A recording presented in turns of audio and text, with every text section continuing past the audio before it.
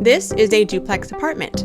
With the look of a home, these cozy units are on a single property but provide separate living spaces.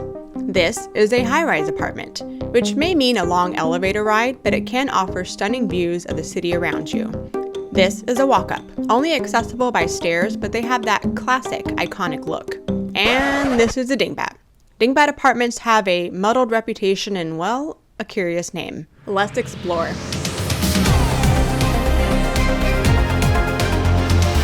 When one hears the word Dingbat, one normally thinks of the insulting term.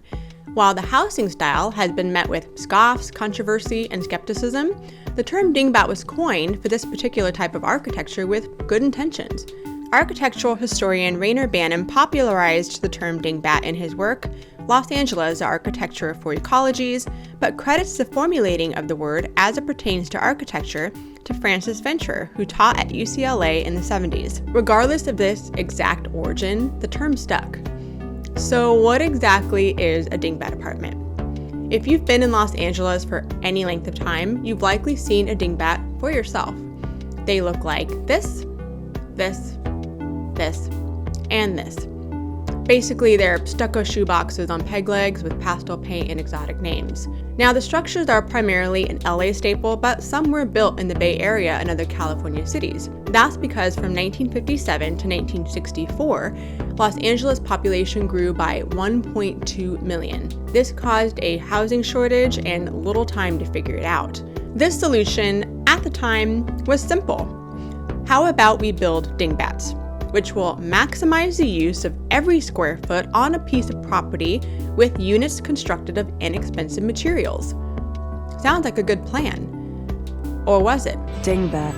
Dingbats. That's what they're called. It's difficult to find two Dingbats that look alike on the outside, but a true Dingbat has these key elements.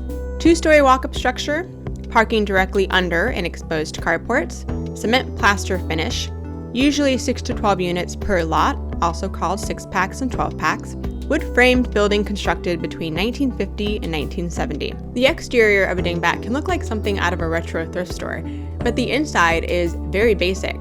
Dingbat interiors typically consist of 1 or 2 bedrooms with abruptly short hallways, small windows, and kitchens that open up into a living room or dining room area.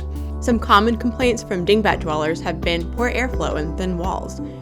And let's not forget about safety.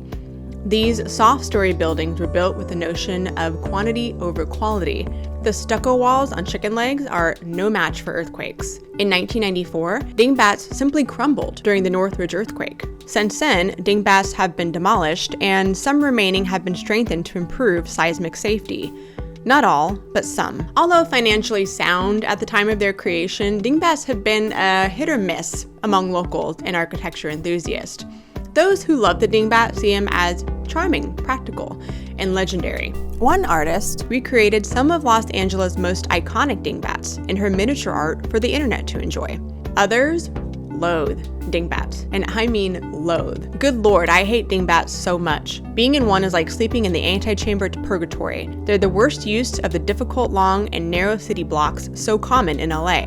In my fantasy world, every last one of these dreary, hideously tacky eyesores would be bulldozed and the tenants magically rehoused in anything but a monstrous Dingbat. God, there are tens of thousands of them throughout California, all of them awful, low ceilings, and sprayed-on stucco monuments to making a quick buck as cheaply as possible. California historian Leonard Pitt once wrote, "The Dingbat typifies Los Angeles apartment building architecture at its worst." So what does the future of the Dingbat look like? It's hard to say.